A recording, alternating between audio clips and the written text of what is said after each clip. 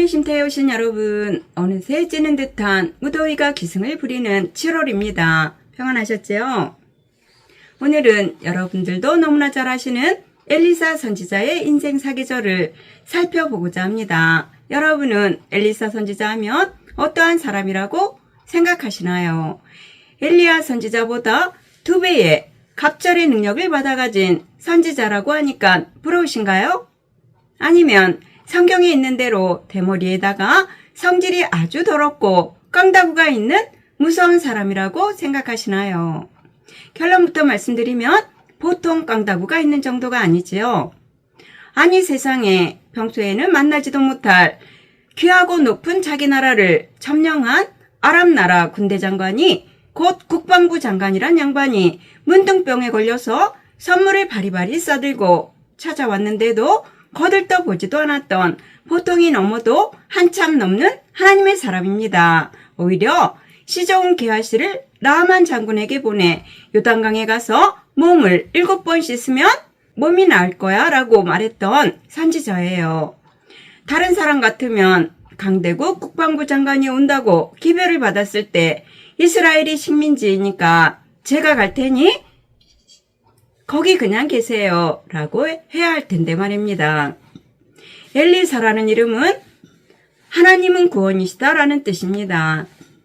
엘리사는 베델이라는 동네 오른쪽에 있는 아벨 모홀라에 살면서 농사를 짓고 살던 부자였어요. 그는 엘리사 선지자의 뒤를 이은 후계자로 북이스라엘의 여호람 왕 예후를 거쳐 요아스 왕 때까지 무려 50년간이나 이스라엘을 영적으로 섬긴 지도자였습니다.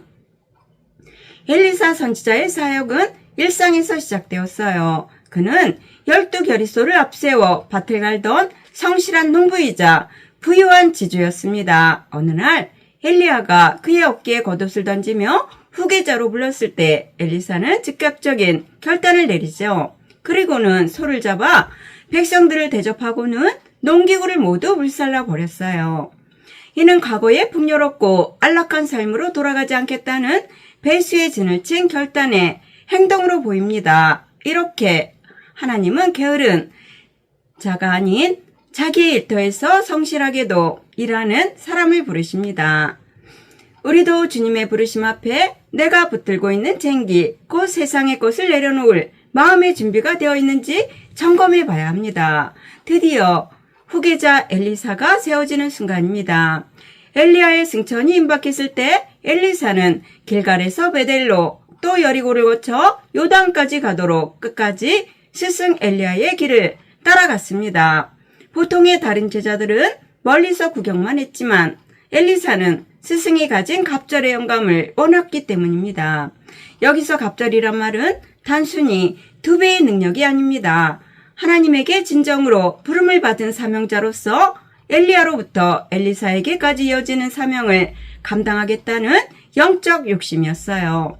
왜냐하면 엘리사 선지자는 시대가 악할 때일수록 더 큰 성령의 충만함과 능력이 필요하다는 진리를 깨달았기 때문입니다.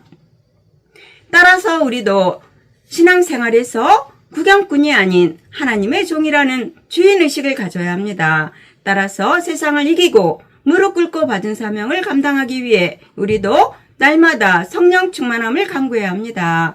이렇게 열심히 사역하던 엘리사 선지자는 하나님의 능력을 입어서 죽어가는 많은 것들을 살려냅니다. 여리고의 오염된 물을 소금으로 고쳐 땅을 회복시켰고 기근 중에도 수넴 여인의 가족을 돌보고 또 죽은 아들도 살려내기도 했어요.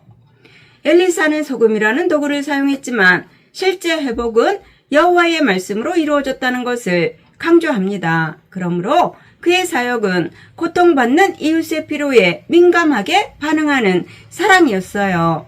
우리 주변에는 영적 갈급함과 상처로 고통받는 사람이 많지요. 그러므로 우리도 소금과 같은 존재가 되어서 복음의 능력으로 가정과 믿음의 공동체를 회복시키는 통로가 되어야겠습니다. 엘리사 선지자는 생의 마지막 시기에 이스라엘을 점령했던 아람이라는 나라에 하사엘이란 사람을 만나 그가 왕이 될 것과 장차 이스라엘의 잔인한 행동을 가하게 될 사람이라는 것도 예언합니다. 그러면서 인간이 어찌하지 못하는 영적인 문제로 이스라엘이 감당해야 할 비극적인 미래를 내다보면서 눈물을 흘립니다. 이렇게 엘리사가 흘린 눈물은 이스라엘을 심판하는 중에도 자기 백성을 아끼는 하나님의 긍휼한 마음을 알았기 때문입니다.